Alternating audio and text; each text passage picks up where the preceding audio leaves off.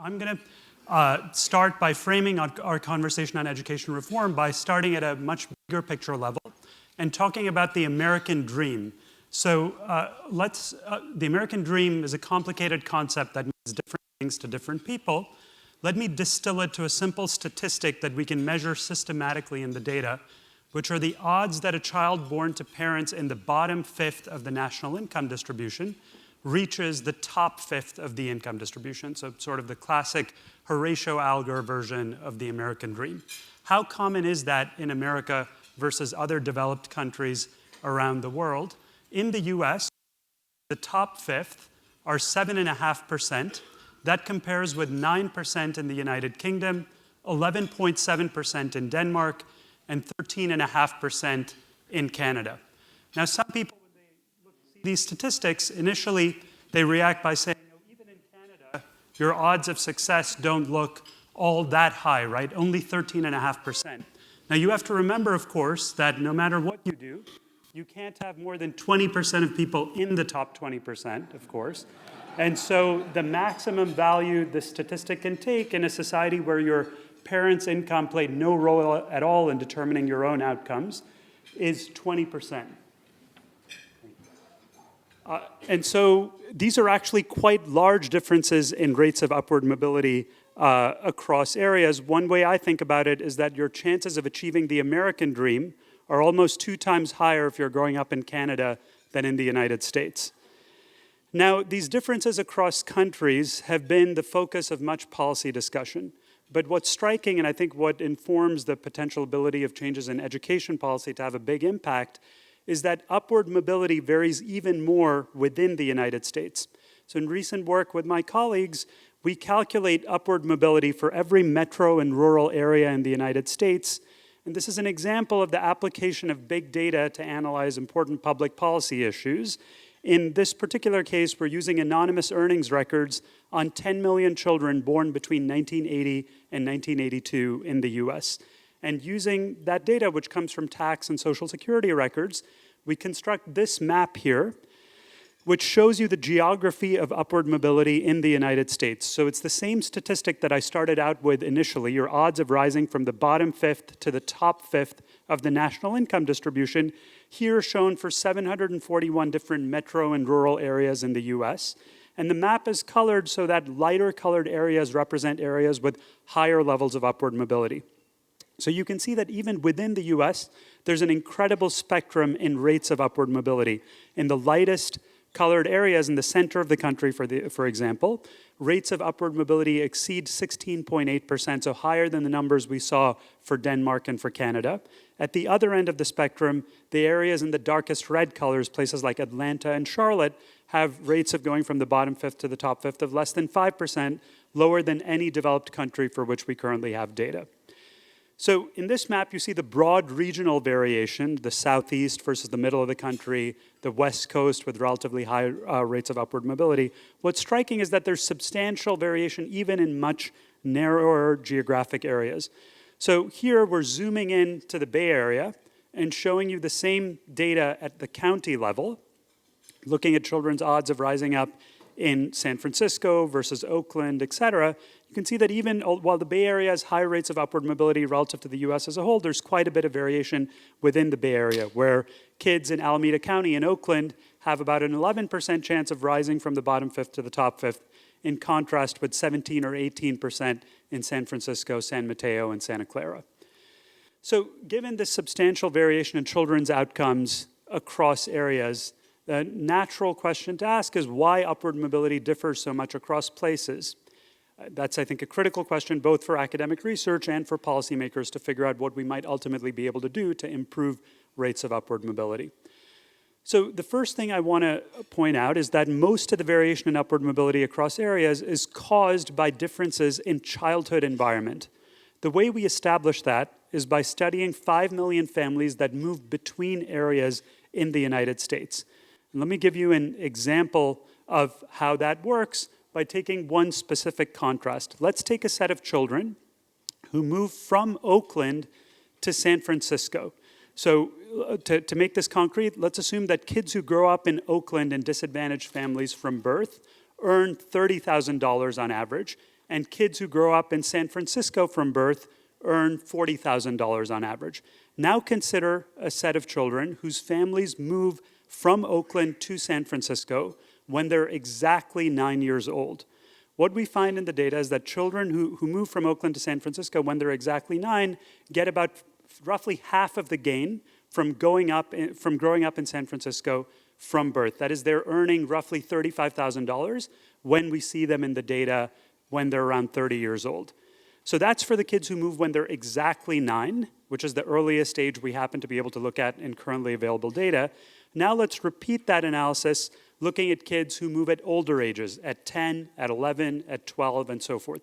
Kids who make the same move from Oakland to San Francisco.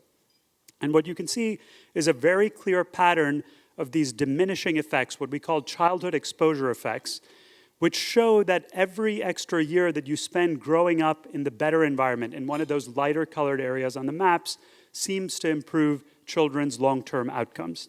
Moreover, you see that if you move in adulthood after you're 22 or so, there's essentially no impact on your earnings. So what this chart demonstrates is every extra year of childhood that you spend growing up in a better environment really seems to have a significant causal effect on your long-term outcomes. So we've established that childhood environment really seems to matter. And so the natural next step is then to ask, okay, what is it about these lighter colored areas that are producing better outcomes for children who move there at younger ages?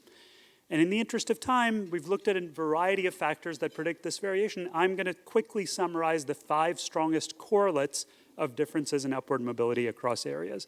The first is we find that places with higher levels of mobility tend to have less residential segregation. The poor and the rich and blacks and whites tend to be living in closer proximity to each other. Second, these places tend to have a larger middle class. They have less income inequality, and that's going to connect to some of the issues that we'll hear about in the next panel.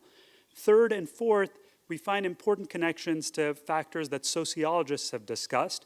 We find that places with a more stable family structure, fewer single parents and a lower divorce rate, tend to have much higher rates of upward mobility, and we find that places with greater social capital, where there's more participation in civic or religious organizations, Salt Lake City with the Mormon Church and a high level of upward mobility being a great example of this, such places tend to have higher levels of mobility.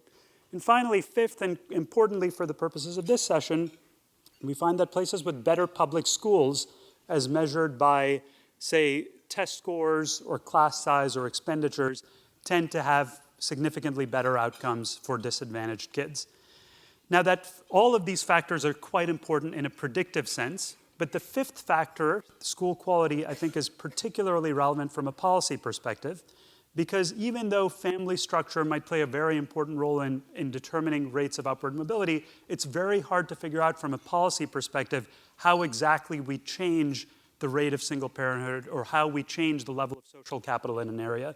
In contrast, as the other panelists will discuss, there are many tangible ways in which we can go about trying to improve the quality of schools that can, I think, have quite substantial returns.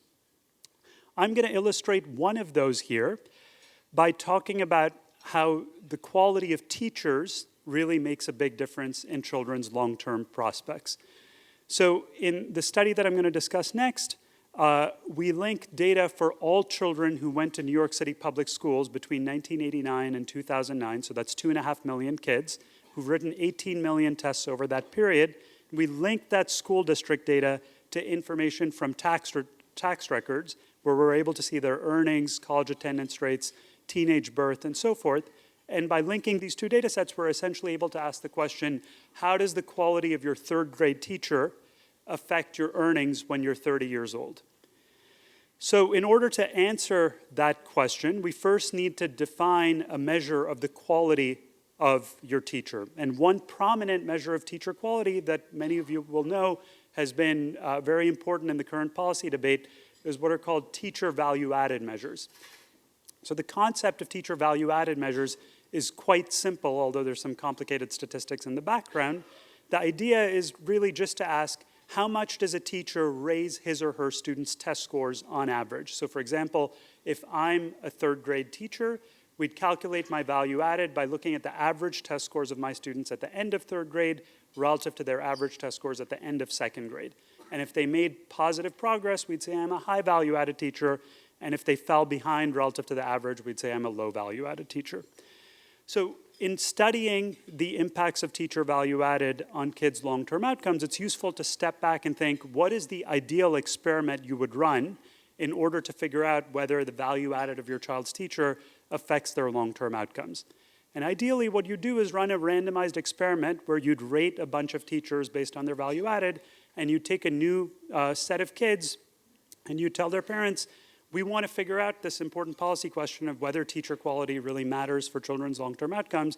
So we're going to randomly assign some of your children to teachers we've identified as being low value added and others as being high value added, and let's see how they do in 20 years. So as you can imagine, running that experiment is not very easy in practice.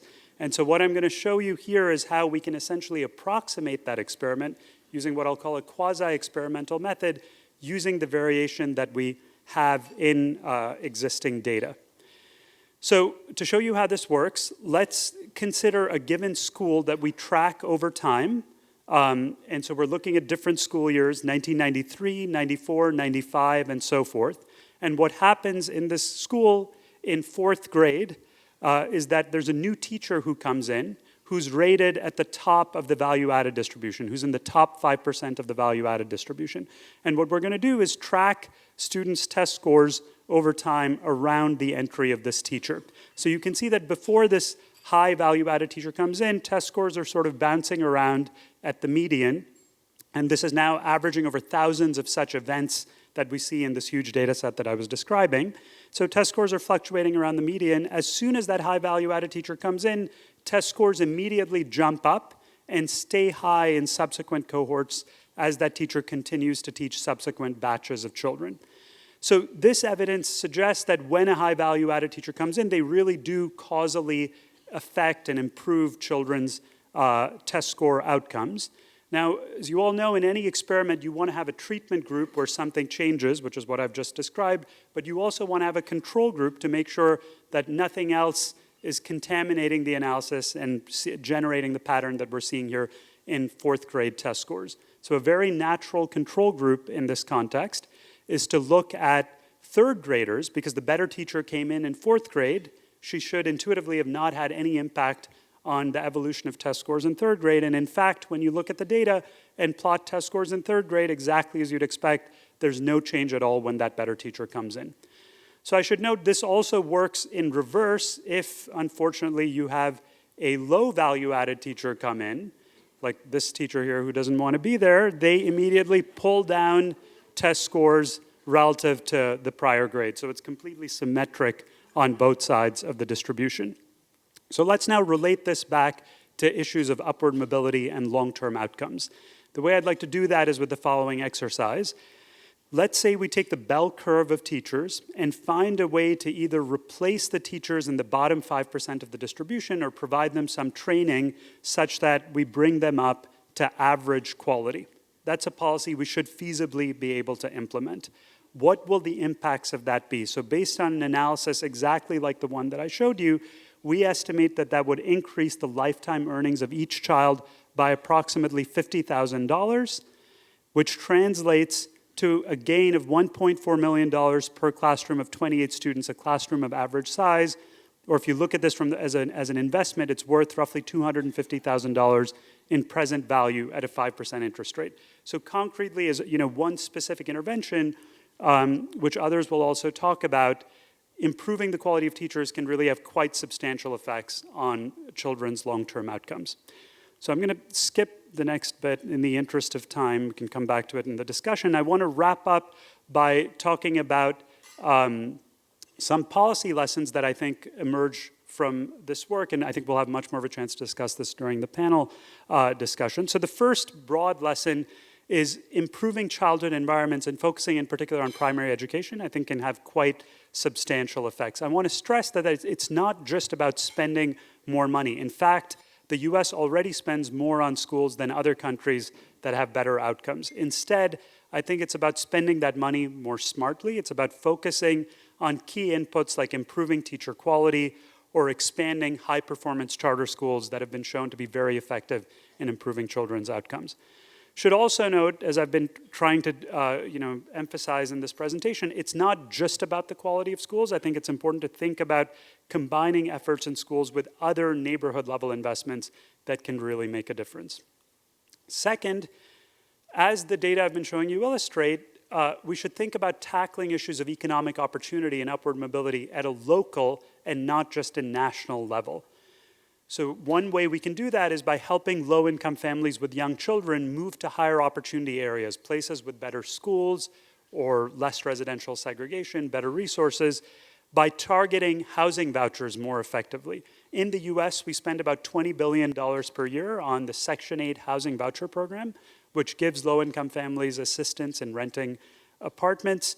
80% of those vouchers are currently used in very high poverty, low opportunity areas. So one way in which you might be able to make a significant change without necessarily spending a lot more money is to get that 80% figure down to a lower number and help more of these low-income families when they're making a choice, choose an area that provides better opportunities for their kids.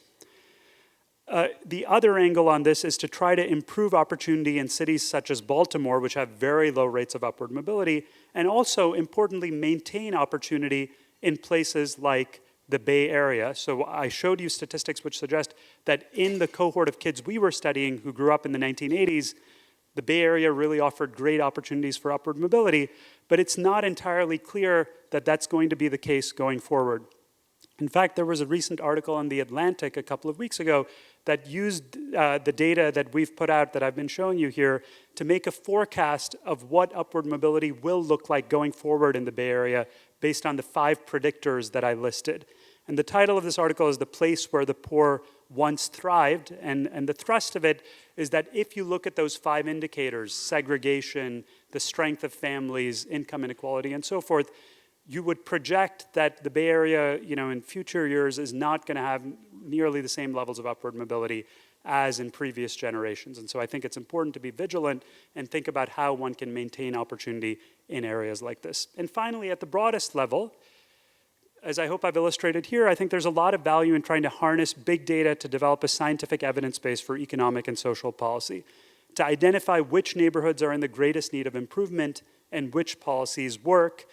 In order to facilitate that, we've made publicly available county-level statistics on rates of upward mobility that policymakers and academics can use to evaluate which types of interventions appear to be successful.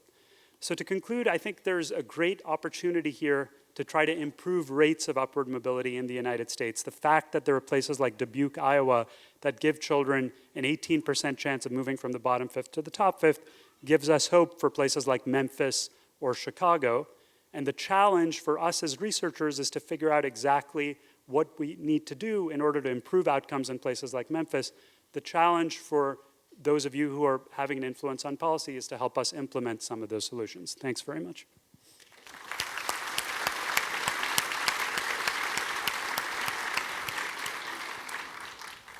So I'm disappointed that I can't just say, oh, well, everything should be like the Bay Area.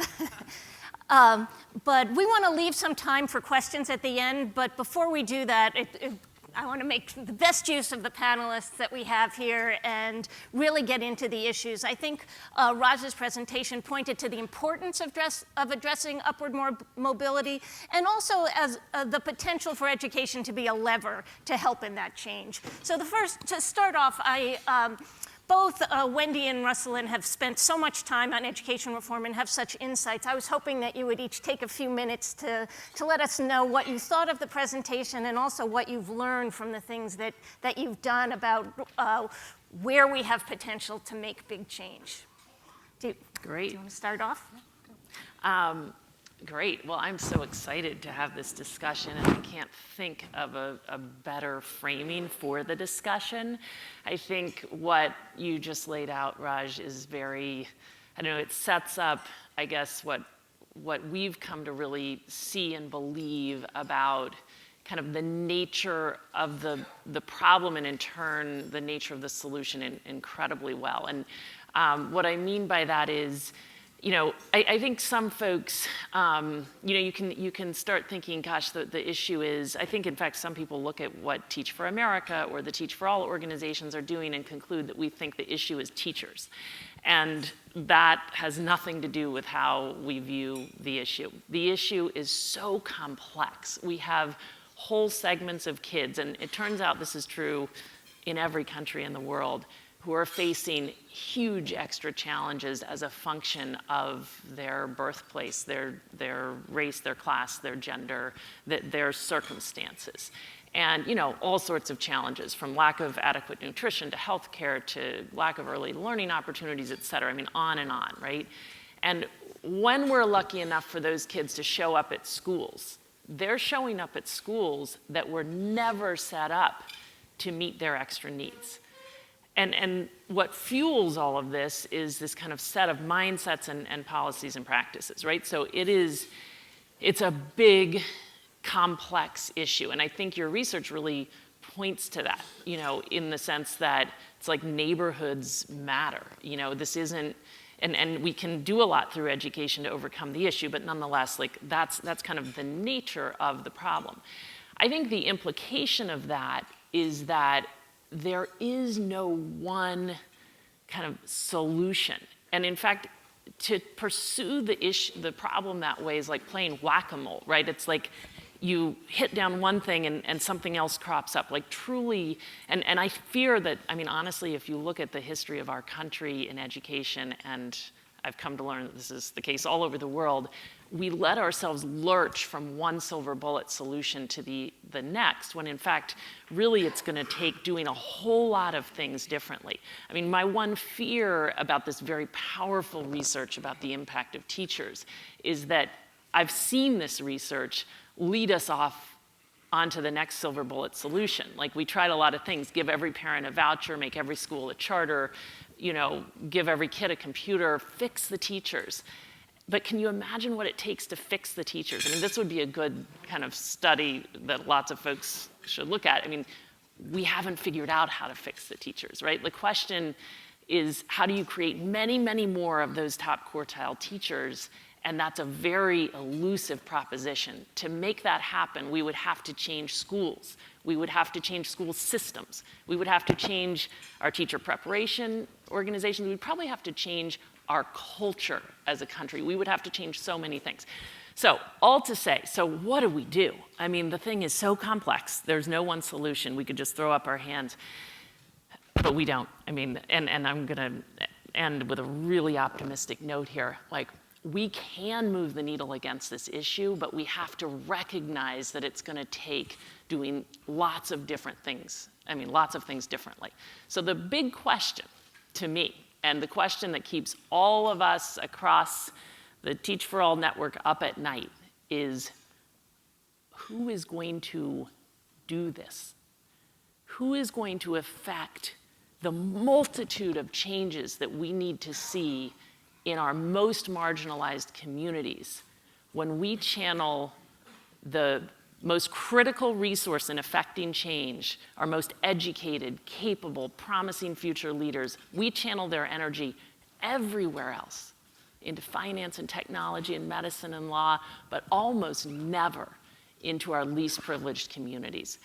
That is what we are working to change. We are working to, you know, the Teach for America, Teach for All approach is to say we're gonna channel a good fair share of our country's most promising future leaders towards that set of issues, into classrooms initially, because in classrooms you see it's like the microcosm of the world playing out in your classrooms. Like that set of issues I explained, that's what you encounter when you're placed in classrooms in low-income communities. And then our organizations invest a lot in these people, in their leadership development, in pursuit of important outcomes for kids during the 2 years they initially commit to teach. But maybe even most importantly, although the kids are so critical and these folks have to be successful for their kids, but it's really not about 2 years. It's about every year after the 2 years and ultimately building a critical mass of leaders who will work at every level of our school systems, at every level of policy, and across sectors within these communities to affect the fundamental changes we need to see. I have actually, I mean, now that we've been at this work, I've been at it now for, I can't believe this, but 27 years, and we've been in many communities in this country for, 25, 26 years. And so I can see kind of firsthand what is happening. And I want to just show that this is a slide that kind of shows the Oakland schools, and actually we started placing teachers there in 1991. This shows the Oakland schools mapped on the California Academic Improvement Index. I know it's no longer in use, but it was until a couple years ago, and it provides quite a picture, right? Like schools move from red to yellow to green to blue, and this was the map of the world a mere however many years ago that was, 17 years ago. And then if we flip to the next slide, this is the map of the Oakland Public Schools. Can we flip? Oh, we flip. I flip. Sorry, I haven't done this yet. Got it. That's the map of Oakland 3 years ago. So it took, I don't know, 13, 14 years to make that progress. Now, lots of things happened to move the needle in that way in Oakland. Many things far beyond Teach for America. But it's actually hard to envision how we would have made that kind of progress if you took all the Teach for America people out of that picture. We have placed hundreds of teachers there over time, and many of them have made Oakland their home. They started the first kind of lighthouse charter schools. Actually, there are schools called lighthouse schools, but I mean that in the sense of like schools that showed us that it was possible to take a whole building full of kids where maybe 6 or 7 or 8% would have typically gone on to get through college and put them on a trajectory to, half of the kids attaining that result. Like just showing us that something completely different was possible. They are principals of, currently 21 of the 120 schools, assistant principals of another 50. They have started social enterprises to change the way teachers are brought into the profession, to change the way principals are recruited and developed. They have launched so many, a community organizing initiative, Go Oakland Public Schools, which has mobilized parents, a diverse group of parents, teachers, students, and others to affect governance changes, to, cultivate a different kind of rising union leadership. There are so many different elements of this, and if you, again, took the TFA people power out of it, you would take away so much of the energy and leadership that's driven the change. I've started to see, we see this effect in so many places. I could tell so many different examples of US examples. It plays itself out globally as well. Teach for All started just 9 years ago now because we started meeting people from all over the world who wanted to do something similar in their countries, and it's just been inspiring to see, it's a network of independent organizations that are locally led, governed, funded. Teach for India started just 6 years ago.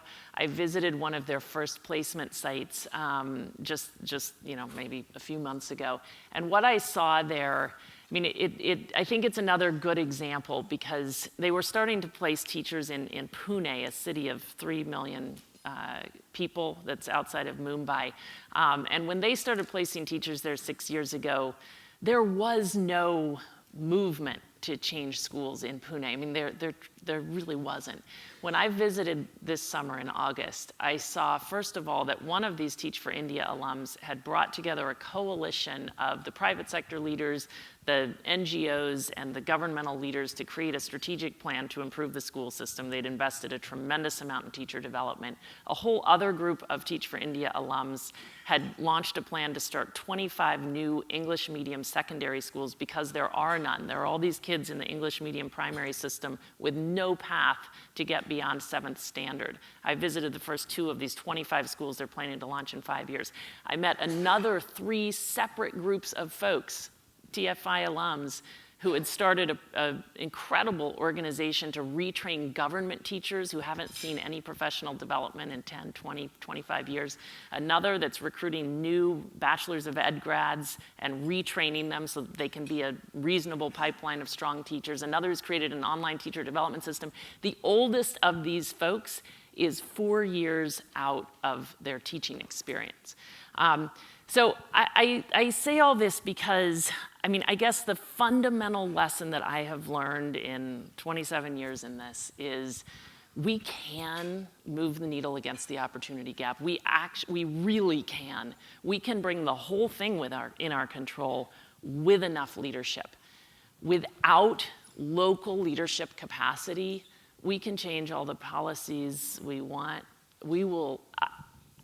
We have not seen the kind of traction that we've actually seen in driving innovation and scaling up success in communities where there is a critical and growing mass of kind of leaders who are really developed for this purpose. So that's what fuels our work and our efforts to channel more and more of our society's most promising future leaders towards this issue and really invest in their development and in their learning from each other, since we've discovered there's so much they can learn from community to community.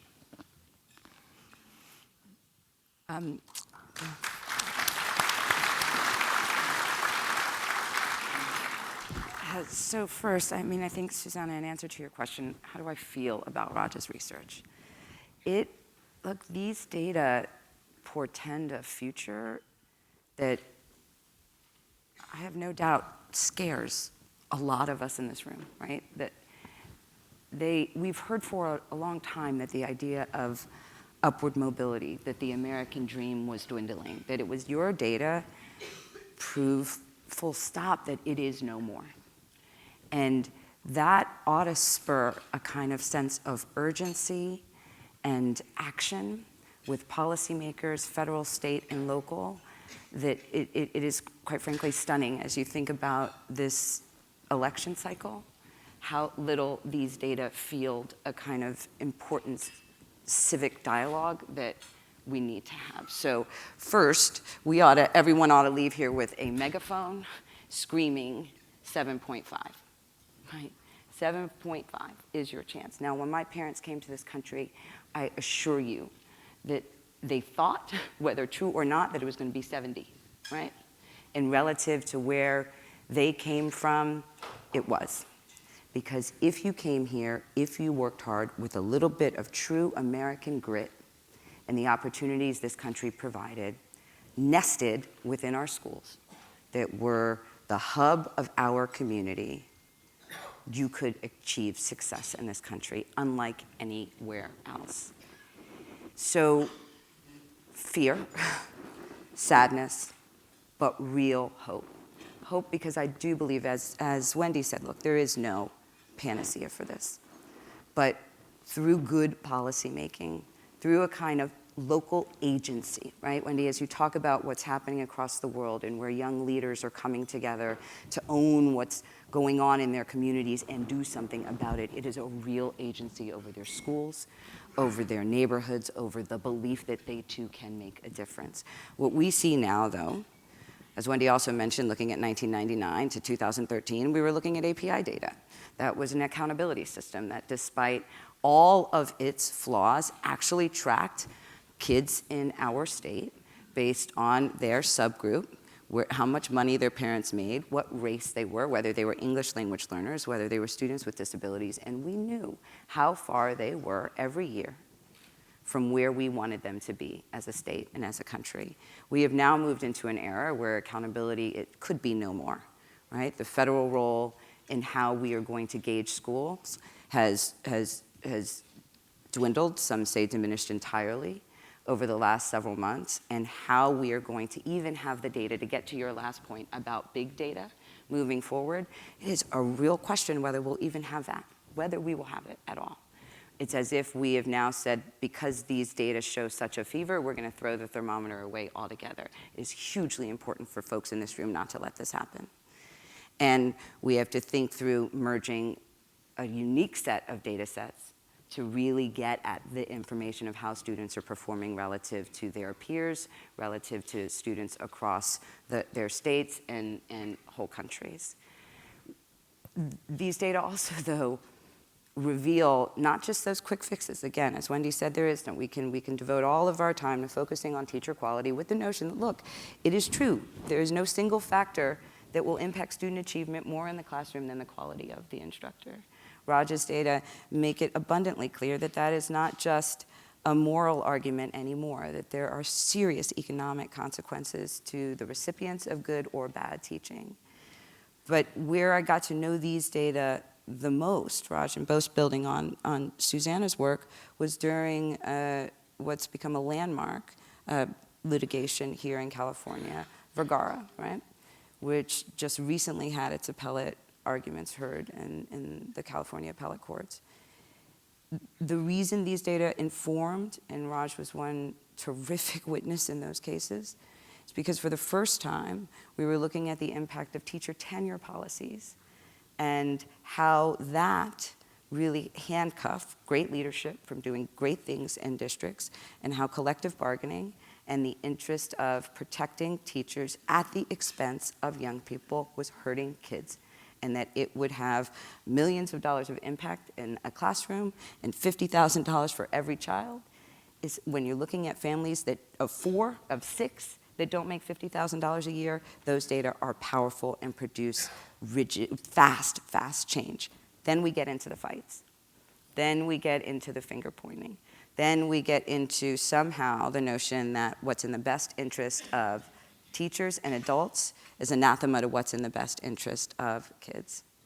I say that to say it's the mindset shift that we have to see. It's the movement that Wendy was talking about. Until we truly focused on what is in the best interest of young people based on what all of these data say, and make schools and systems that will allow them to thrive, we are going to continue to get stuck in these fights. We're going to continue to tinker around the edges with great policy conversations and meaningful data conversations and great interventions when we get them to catch students before they slip, but we are functioning in a system that is designed for an economy that has long passed. We really do have a design problem when it comes to the way our schools work. Our schools function based on time primarily, that we give credentials based on how long students sit in classrooms as opposed to what they know.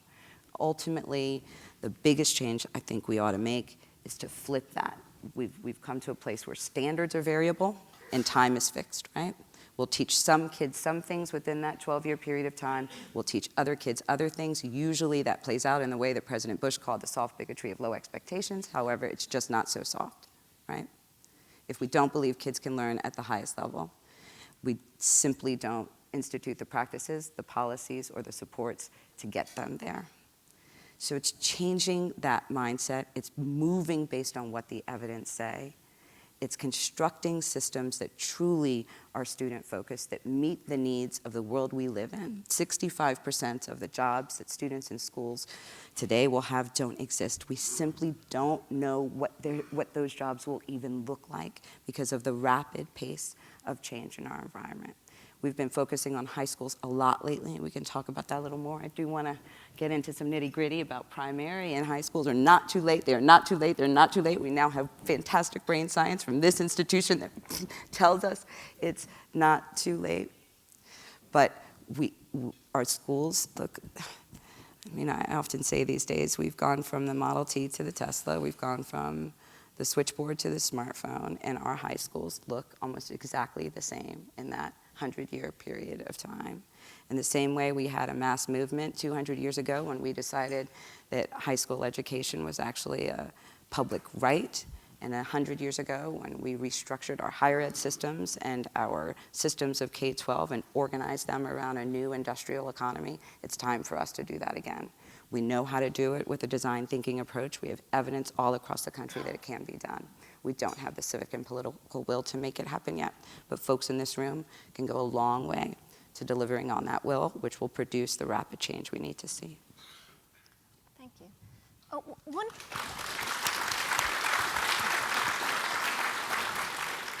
One of the things that was evident from the presentation, and you've both touched on it a bit, is how much variation there is across space, within the US certainly, but also around the world. When we're thinking of reforms to education, how much do we have to think about these kinds of differences?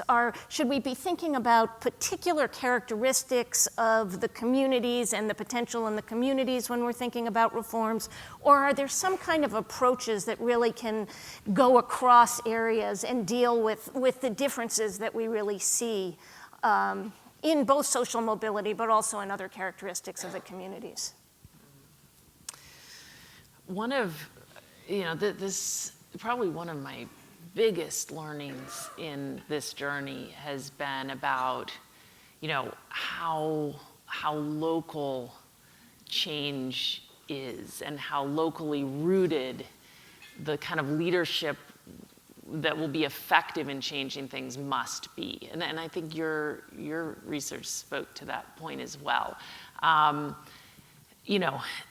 Every community really, to state the very obvious, is so different in so many ways. The personalities are different. The actual local opportunities for kids are different. The culture, what's valued in a community is different from place to place. There are a lot of differences. And that has huge implications for the work I described that we're undertaking, where we're taking people who may not have grown up in these communities, and many others who have. That's part of the effort, is let's make sure enough of our future leaders really are coming from these communities, but ensuring that they gain kind of the self-awareness, the awareness, the deep understanding of the history and culture and context and actual pathways to opportunity and actual challenges facing kids in their communities, and essentially kind of co-create the outcomes for kids that they're working towards with others in those communities is just so crucial. So I think that's one of the big lessons of the work. And yet I have to say, the other, kind of another big lesson of the work is, as different as things are and as locally contextualized as everything must be, the roots of this issue are eerily similar. And really, like, the set of factors that I kind of outlined earlier, like kids face an extra set of challenges and they show up at schools that were not set up to meet their extra needs, and there's a set of mindsets that fuels the whole thing. That description of the nature of the problem applies, I would dare to say, everywhere. And the implication of that, and this really struck me when I started in the global work, where after a while I was just literally like, where am I? I'm in South Africa, and I'm seeing the exact same institutional roles, mindsets playing themselves out, like wherever you are. And for a while, that was very depressing. Like, we are fighting the forces of gravity all over the world, until I realized there's a huge silver lining in this, which is, like, if the roots of the issues are so similar, the solutions are so shareable. And meaning, like, if you're a kid stuck in that circumstance, what you need in your teacher, what you need in your school, looks very similar. And you could go on and on about what could be similar. And so, and I've really seen this play itself out, like the idea of ensuring that our very locally rooted leaders, are actually learning from each other across borders. We've seen that in the US context hugely increase the pace of change. Someone does something in one community and it spreads to the next. And that has helped a lot in the US.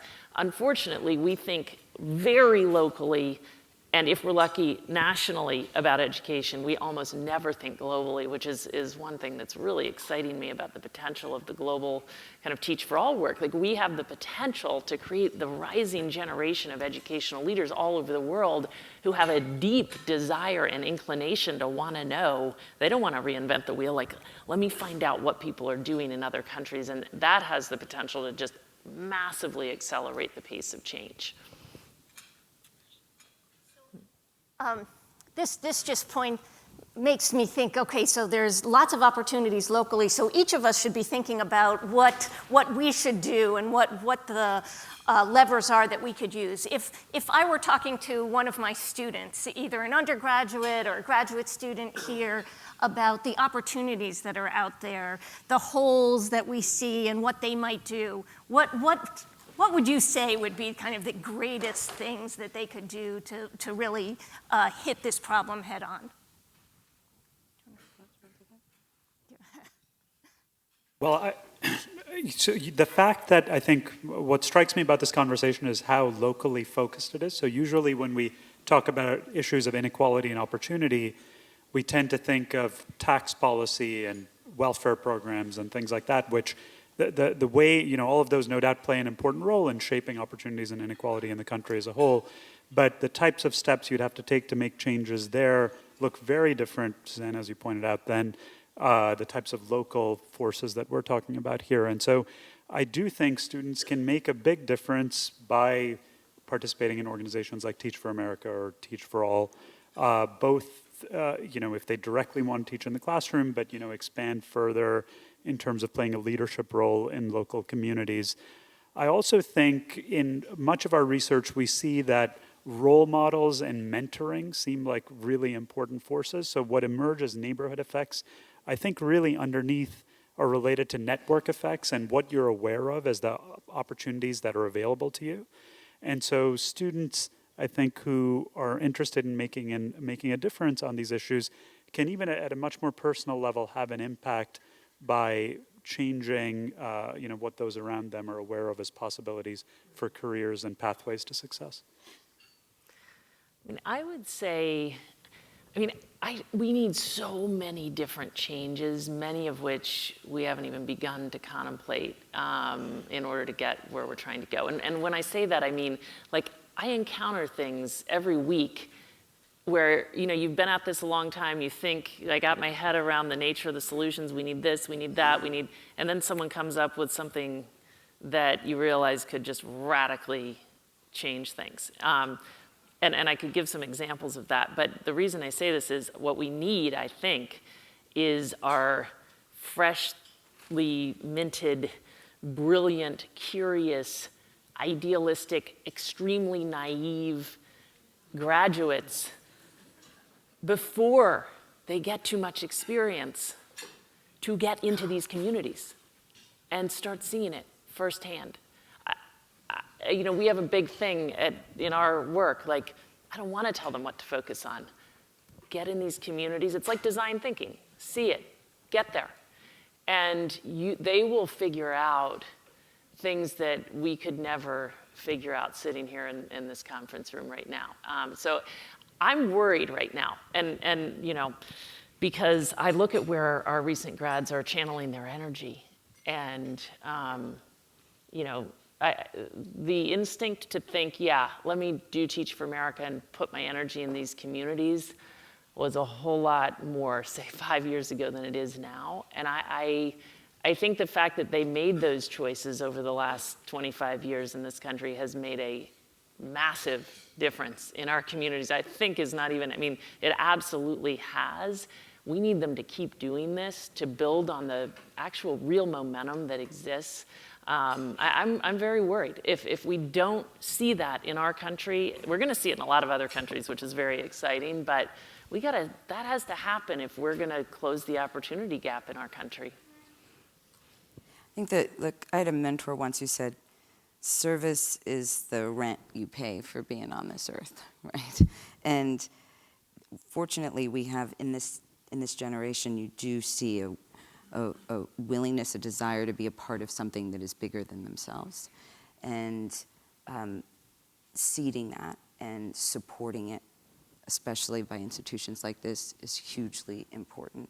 Providing the kind of financial support post-college that allows them to do that. Here's where policies also become really important when it comes to loan forgiveness and other sort of incentives that we know work, like earned income tax credit, how could we think through using those policies and repurposing them in a service-oriented atmosphere to make it a little easier, especially with the increasing amount of debt so many folks have when they come out of college.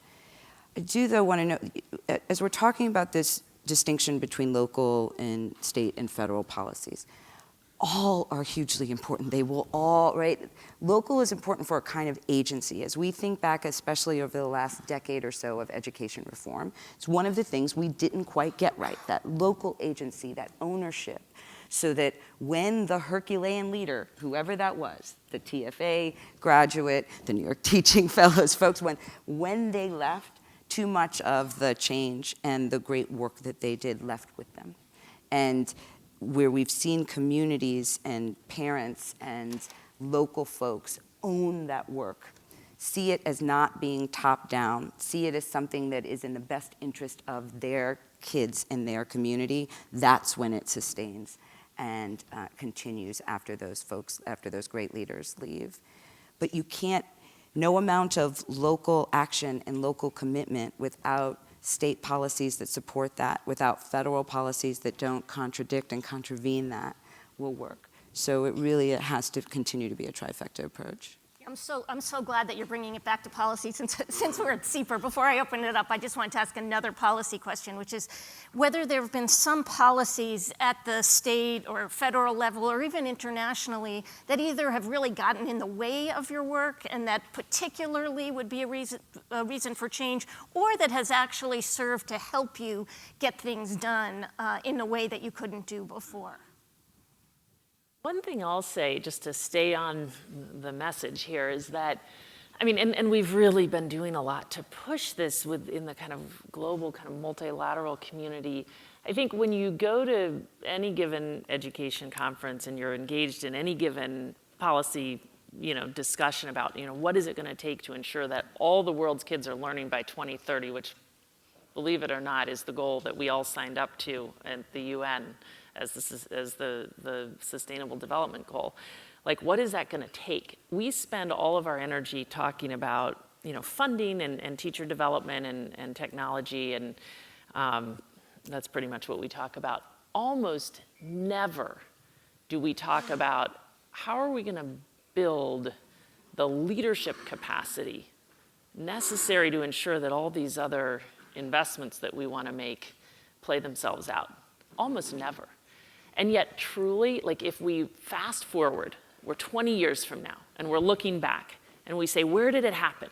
Which communities actually made it happen? All kids learning.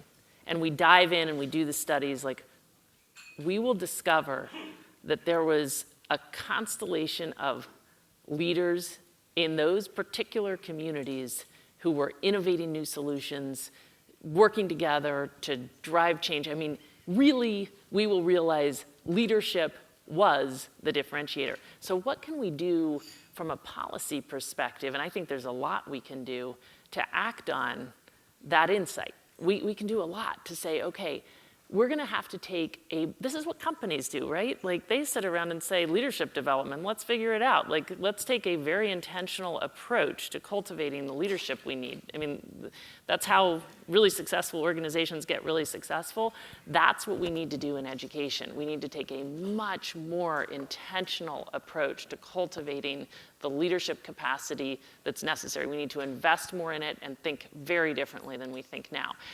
One thing we can do, I mean, I think even to take our little in the scheme of things organization, I mean, people think this is nice, but actually this is fundamental because it plays a huge role in growing leadership capacity. So, they could support the propagation and really scaling of these organizations, because we need not just a few, but many of our society's future leaders channeling their energy in this direction. Beyond that, though, and I was just on a panel with the Minister of Education in Peru, who's a very highly regarded and successful guy who's doing a lot for the education system in Peru. And he said, you know what, this is fundamental. He's employed 35 Enseña Peru grads in his ministry alone, and he really believes in this notion of leadership. And he says, I'm bringing this in at every level. As one example, he pushes, spending responsibility, decision making over where the money goes, as far down as he can to the local level, because that's an obvious strategy for, actually unleashing the leaders who are already in the system. And there's so much that leaders can do. And yet, if you look at how our government systems work, we are trying to micromanage our people at every level, all in pursuit of safeguarding our kids, but it is not working. And we really need to think differently about just leadership development, I think, at every level. So my last job was Assistant Secretary for Civil Rights, right? There is a lot of laws that feel like they are obstacles. There are a lot. Having said that, where it feels like we go most wrong is we don't learn from the laws and the big omnibus policies that we attempt, from the regulations that we try to put in place to achieve big Supreme Court goals like desegregation. We tend not to learn from what worked and what didn't, right? I think 50 years ago, if I had the privilege of sitting with folks when they were talking about the war on poverty and what schools could do, I just said, if we could put $40 billion a year into schools that serve the most poor kids in our country, and we could put conditions on those monies from the federal government to ensure we were doing things like tracking who learned where and how great their teachers were, and if we could, right, then we would have had NCLB. And we did. And we spent a decade fighting over it, and now it's no more. As what I'd like to say is the baby at the table, that wasn't really the baby, when NCLB was being written and learning about seeing unlikely allies come together, whether it was Kennedy and Alexander and George Miller and Boehner under the leadership of a Republican president, we developed what I venture to say is still the best accountability system to assess and really understand what's happening with whole groups of kids across our country. We didn't do it anymore, right? Because of the infighting, we decided to throw the baby out with the bathwater. That's the stuff I hope really, in every one of these, no policy is perfect. We're always going to learn through implementation what works great and what doesn't. We tend, though, to, perhaps it's because of the forces that make fighting the one norm in education policy over the last 50 years in particular, we tend not to learn about the things that work great and the things that don't. We also tend to see policies as panacea, and like in the desegregation movement. So one of the things that I hope we'll have a chance to continue talking about is Raj points to his number one. Right. Was that an order of 5 policy choices, or the things that matter the most? Because segregation as the first one sort of made me cringe a little. No, it was not. Okay, good. Okay, good. The reason I say cringe a little is because the water hoses have been put away, fortunately, right? We have done as much as the law can do to end policies that achieve segregation. So much of it now is about housing patterns, is about things that are free will. And if we make the housing policies ones that promote desegregation and integrated environments, if we make great schools, like we've seen great magnet schools work that actually attract a white middle-class population in neighborhoods that are otherwise blithe, right? If we see ensuring the diverse environments that make all of our lives better, something that we want to do as a country, and no matter if you're in the education sector or the health sector or the business sector or Treasury, that we will make that a common goal because we are better as a country when we all come together to solve these big problems, then I think we'll start seeing some of the civic will shift too. I'd like to take a few minutes to open it up for questions. I see one right here.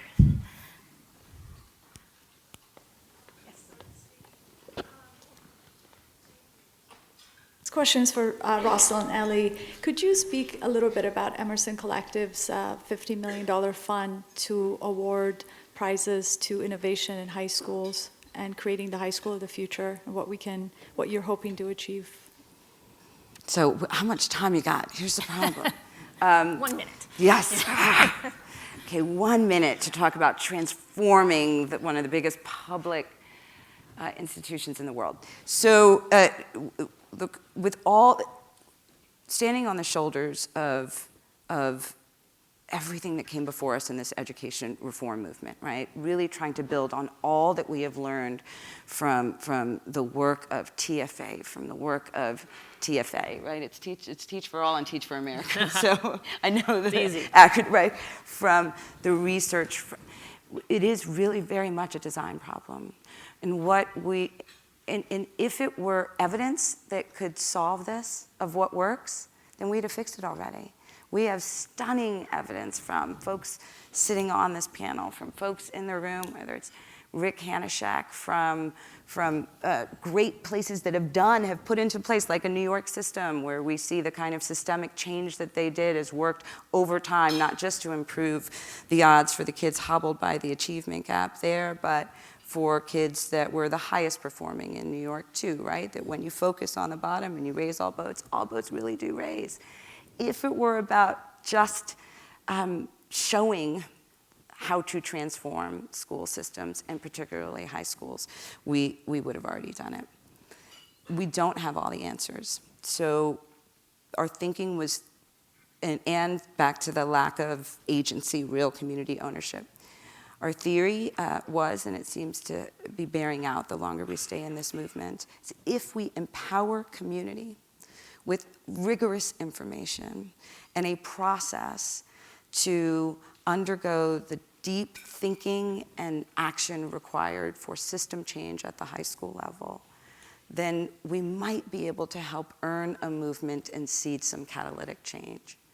So we started what was a $50 million competition. I will tell you the reason I say what was is because in the end we thought if we could find 5 places and support them with a couple of $1 million a year for 5 years, knowing that this was a long-term commitment, then we could find those lighthouses, the seeing is believing, to disrupt the recalcitrance that we have when it comes to change.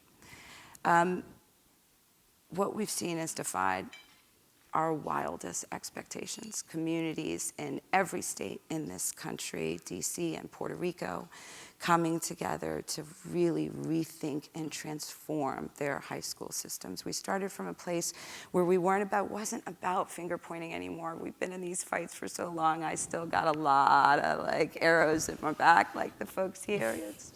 But because we have been in this movement finger pointing for a really long time, when again, if you start from the place that this system is so outmoded, it's so antiquated, no amount of fixing it is going to ensure that we truly prepare students for a life that we can't even see with the rapid pace of technology. So let's think about redesigning the system from scratch, with empowerment, with rigor, with a very reform-minded approach, and we're seeing that play out. We just recently stopped phase 1 of the application process in February. Like I said, it's 700 applications that represent about 10,000 applicants. We have 40,000 folks that have signed up to be a part of this movement. The spirit of this was self-assembly, really coming together, and I've seen a kind of integration, the likes of which, though I've worked really hard most of my career to try and help achieve, I never have. Naming ceremonies between Hills parents and West Oakland parents that are coming together around Kwanzaa to name their school. It's poetry, and it really does bear out that when we come together to solve big problems, we do. Now, it's just starting. And there's a lot of work to do. But what gives me hope is this thing that was a black box for so many. Education is it's so personal. It touches every one of our lives in so many ways. Yet, most of us, unless we devote our professional lives to this black box of education, most of us don't know a lot about it. And what we've seen is to empower folks with good information. There's a hunger across this country to do schools differently and to be a part of doing schools differently and to be a part of a movement around our schools. And we're just hoping to tap into that and feed it and seed it and see where it goes.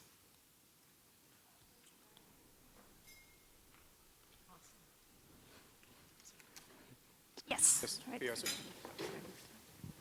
Thanks. It's very interesting. Recently, Professor Roland Fryer of Harvard University was interviewed in the Financial Times. He said that there are 5 common features of a good school: an extended school day and year, the use of data by teachers, which I assume means testing within the classroom, a culture of high expectations, small group tutoring, and a devotion to high-quality human capital, meaning investing in teachers. How well accepted are those conclusions? Because when I look at it, it seems to me that there hasn't been any real movement towards adopting longer years or longer school days.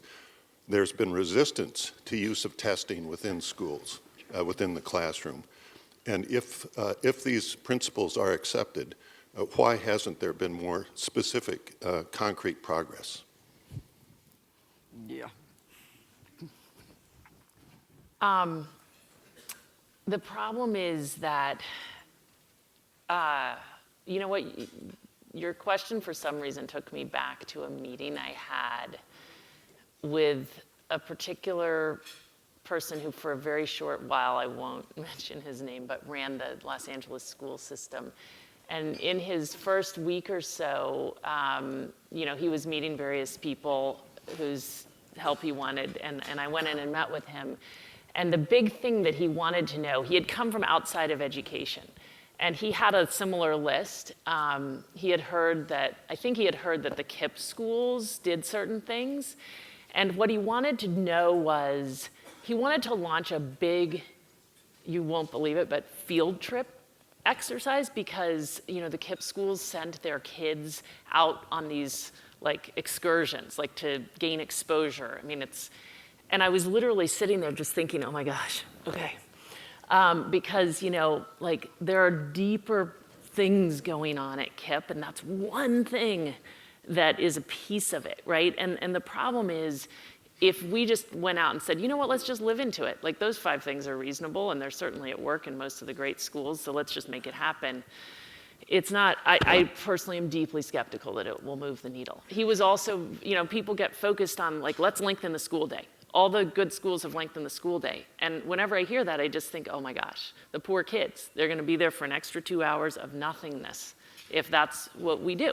So again, it just takes me back to leadership. Like, I have been in literally, it must be hundreds of schools by now that are having remarkable results for kids, and every single one of them is so exceptional in huge part because there is a leader who is on an absolute mission to put their kids on a different trajectory, who has the skills and capabilities to build a team, build a culture, build the systems necessary to actually live into that vision. There is no way around that. It's so hard to build great schools, especially in the environments in which we're working. It's just really, really tough. It takes a lot of different things. And one thing it definitely takes is, I mean, we gotta, yeah, it's gonna take more than the list. Not that, I mean, yeah. Having said that, it's going to take the list. Yes, it will take the list too, so I don't want to discount the list also. Yes, I see two. What about the person in front? Comment Yes. on the Vergara decision, the teacher tenure reform, if not specifically on that case here in California, on more broadly, how that might affect the situation? Go at that one. Sure. So, the Vergara decision, I think, is going to play an important role in California schools. It's being appealed, as Russlynn pointed out. There are also a number of copycat lawsuits around the country in other states that are taking a similar approach to try to see if teacher evaluation systems, essentially, or teacher tenure laws, can be changed to be more oriented towards trying to keep the best teachers in the classroom, which I think is the ultimate goal. Now, the Vergara decision and the role our work played in it was specifically focused on trying to show the impacts of having high-quality teachers and measuring the quality of teachers using these value-added metrics. And that, to be totally honest, is a controversial approach where some people have concerns that using test scores to measure the quality of teachers might not be a very good way to go about it, and that there could be other better measures and so forth. And I think all of those criticisms are perfectly valid. There's no reason that you want to use only test scores to measure the quality of teachers. That happens to be one measure that's currently available at scale, and I think we can show quite convincingly that even using that crude measure, you see that certain teachers are much more effective than others, and minority students tend to have more ineffective teachers on average, which creates inequity in the education system, which was the thrust of the Vergara lawsuit. But going forward, my hope is that there will be other better methods of identifying teachers, not just based on test scores, but based on a broader set of, say, principal evaluations, evaluations by leaders, or classroom evaluations, or other metrics that we haven't thought of yet. Ultimately, I think the key idea is that having a system where, say, 99% of teachers get tenure within a couple of years without systematic evaluation is probably not the best system. It's unusual relative to all other sectors of the economy, and as we've emphasized here, this is one of the most important in terms of closing the opportunity gap. So I think that lawsuit is one important step in this broader systemic change that we've been talking about today. Yeah. And it shouldn't have come to it, right? You shouldn't have needed litigation to do this, to get this kind of attention on the collective bargaining agreement and the consequences that it has on kids. Having said that, assuming that, let's say Vergara, Judge Tro's at the Superior Court level, it was one of the most profound opinions that I've read in this education space. And it talked about these policies of that are all collective bargaining for, and what it takes to know whether a teacher's good or not, and the whole notion of tenure. And it described him as having shocking the conscience, right? Because it did when you look at the impact that it has on kids. Even if the case is sustained throughout appeal, even if you changed every one of the 5 laws at the heart of Vergara, you could easily still have the same impact and outcomes in classrooms today. It's because there are there's two parties at that bargaining table, right? And management has a really important role to play. And back to the notion, if we put kids' interest at the heart of it, if we did whatever it takes to support them from where they are, to get them to where we need to be, then you wouldn't have the outcome that exists everywhere today that gave rise to Vergara in the first place. Unfortunately, well, let's do one last question, because I saw the question back there, and then it'll be time to wrap it up.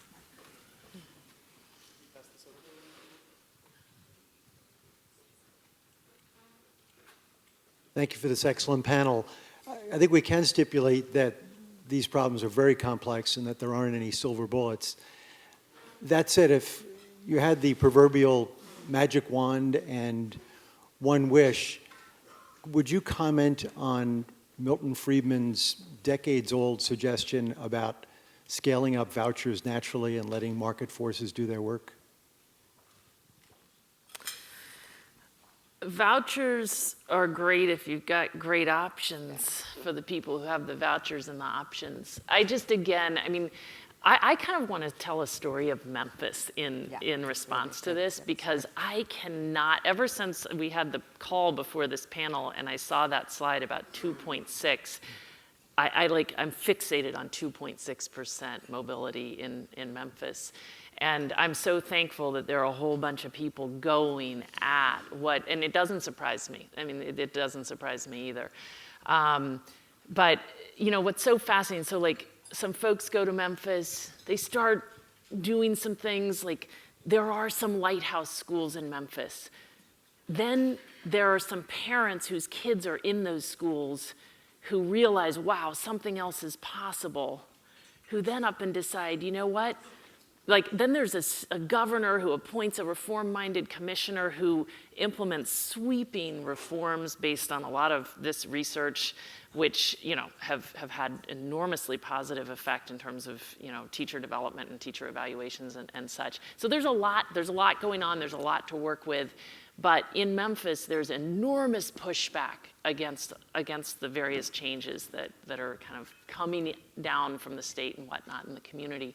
And this group of parents up and decides, you know what, we're taking over. And these are low-income parents who have been in Memphis forever and have not had the kind of education that we would all hope people would have. But there's a TFA alum who up and decided, you know what, I'm going to invest in the leadership of those parents. And without programming them and explaining to them what their ed reform agenda should be, they literally helped these parents figure out how to present themselves. They really worked intensively with these parents. These parents, in about 6 months, have changed the dynamic fully at every school board meeting, every state meeting about how we're going to intervene in these terribly low-performing schools where 5% of the kids are on grade level. And I say all this just to, again, reinforce the point that there is no one thing. I've now heard so many people, you can look at what this group of parents, Memphis Lift, is doing and just conclude, this is it. This is it. Do this everywhere, and we will be in a different place in 5 years. This country will finally, the momentum, I mean, you can really conclude this is it, until you realize, wait, if those parents don't have many more high-performing schools to send their kids to, it won't work. And actually, you can't even have it until you have the high-performing schools. And actually, if there weren't the state policy changes that were enabling them to convert the low-performing schools to high-performing schools, then, so I say all that just because, like, again, I know it sounds really annoying, but there really isn't a silver bullet. And here's my fear, and the reason I'm going to just, like, use my last moment to push this.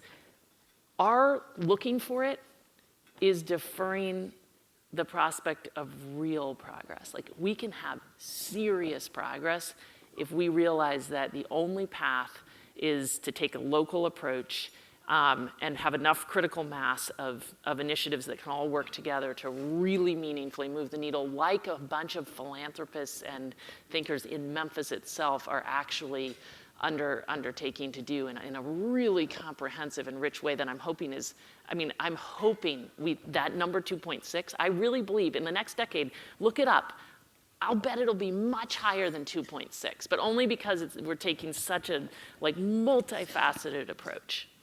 I really wish we had time to go on, but I see Mark there who's telling me the session is over. Thank you so much. Thank the panelists here.